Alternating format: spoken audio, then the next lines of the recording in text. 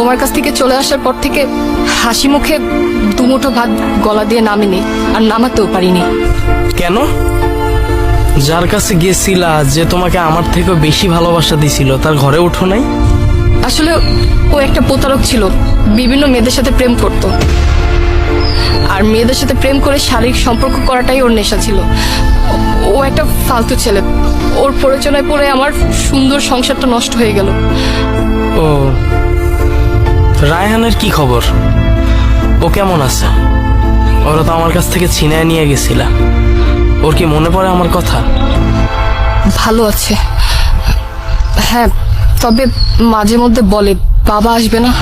তখন তুমি কি বলো? বাদ দাও এসব কথা, তুমি তো আমাকে সময় দিতে না।